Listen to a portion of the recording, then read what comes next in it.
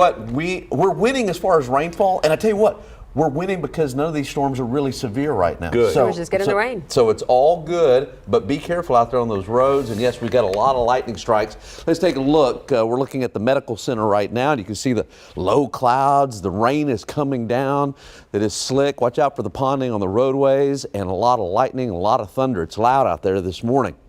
All right, so here's what I'm expecting. I've been watching this all morning. Earlier, about 2 o'clock, there were a few storms that were severe out towards the west, but you've noticed the weakening trend. Why? Well, it's just getting cooler and cooler. Temperatures are in the 60s. The atmosphere is just not as unstable. It's unstable enough to produce thunderstorms. It's just not unstable enough to give us severe weather. But I'm watching these storms. Some of them are pretty rambunctious, especially here across Bexar County right now. You can see all the rumbles of thunder around Helotes. Also through Atascosa County. Not severe, but a little gusty and also very heavy rainfall there. You can see the lightning strikes. There is a severe thunderstorm warning right now for Webb County out of the viewing area there around Laredo. So let's take a closer look. Look at all these lightning strikes from St. Hedwig along I-10. Also up here around, let's say, Evans Road, Shirt, Selma, northern part of the county. Also Helotes. The heaviest rainfall area-wide right now is in the Helotes area, and this is going to be approaching the Dominion, coming down very heavy.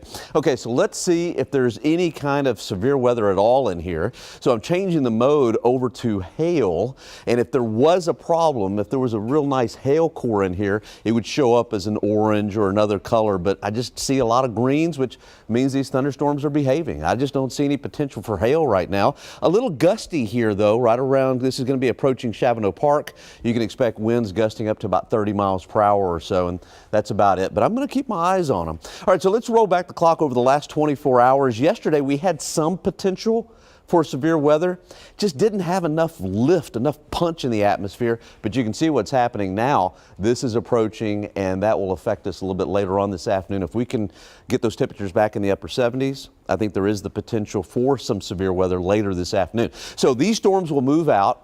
Notice the timestamp. By lunchtime, I think we'll catch a little bit of a break.